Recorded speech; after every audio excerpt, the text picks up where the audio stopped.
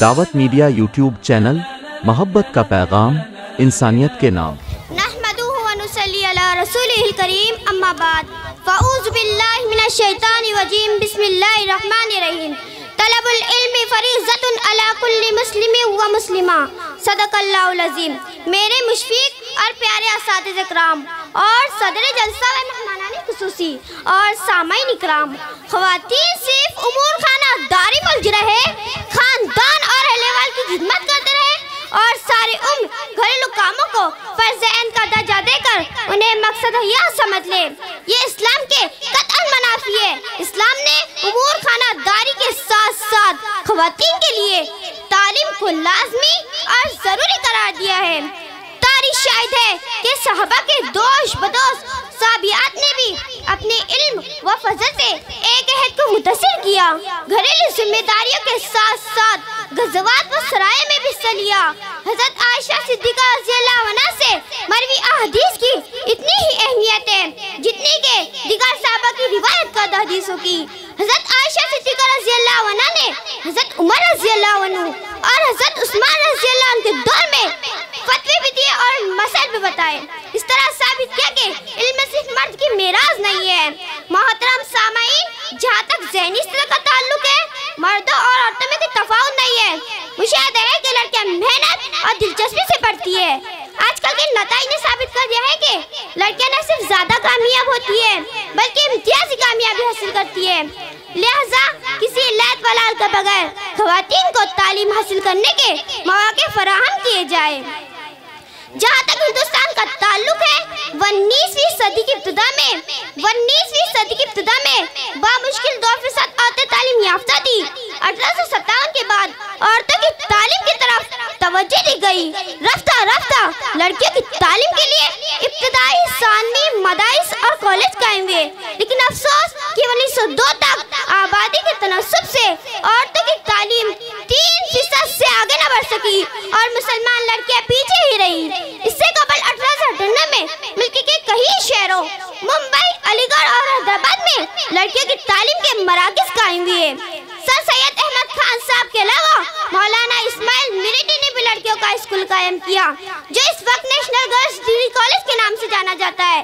محترم سامعین، مجھے آپ حضرات کو بتاتے ہوئے بڑے ہی افسوس ہو رہا ہے کہ 1921 کی مردم شماری کے مطابق 1000 تعلیم یافتہ مسلمانوں میں صرف 15 عورتیں تعلیم یافتہ تھی۔ گویا 20ویں صدی کے دوسرے دہے کے بعد بھی 1.5% تھا، لیکن بحمداللہ آج حالات اکثر بدل گئے ہیں۔ عوام و خواص کو تعلیمی اہمیت کا اندازہ ہو گیا ہے، وہ حالات باقی نہیں رہے جو 150 سال پہلے تھے، مگر آج بھی عورتوں کا تعلیم کا تناسب آبادی کے لحاظ سے بہت کم ہے۔ ملک کی کم بیش 1 ارب کی آبادی میں 35 کروڑ لوگ ناخواندہ ہیں۔ 1991 کی مردم شماری کے مطابق ملک میں ناخواندگی کا فیصد 52.11 اور خواتین کا فیصد 39.12 ہے، اور مرکز حکومت کی ایک کمیشن کی رپورٹ کے مطابق مسلمانوں اور نئے سرے سے بدھ مت اختیار کرنے والوں کا تعلیمی فیصد ملک میں سب سے کم ہے۔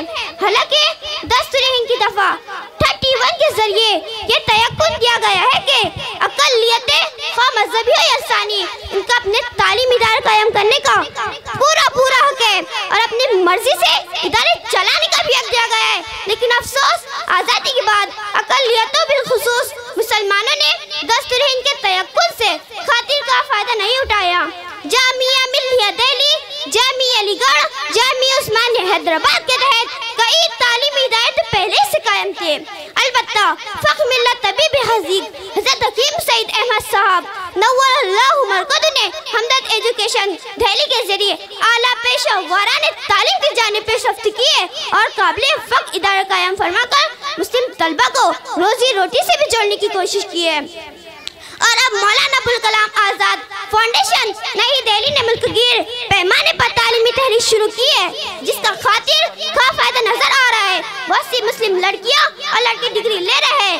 مدارس کی فارغ التحصیل بہت سے نوجوان علماء اور معلمات بھی مولانا ابوالکلام آزاد فاؤنڈیشن نئی دہلی نے ملک گیر پیمانے پر تعلیمی تحریک شروع کی ہے، جس کا خاطر فائدہ نظر آ رہا ہے۔ بہت سی مسلم لڑکیاں اور لڑکے ڈگری لے رہے ہیں۔ مدارس کے फारिग तहसील बहुत से नौजवान उलमा और मुअल्लिमात भी Maulana Abul Kalam Azad foundation, Maulana Abul Kalam Azad national Urdu university के जरिए कोर्स कर रहे हैं, जिसके जरिए मुस्तकबिल करीब में उम्मीद है कि मुस्लिम नौजवान नस्ल का तालीमी मियार माजी के मुकाबले में खासा बेहतर हो जाएगा इंशाअल्लाह।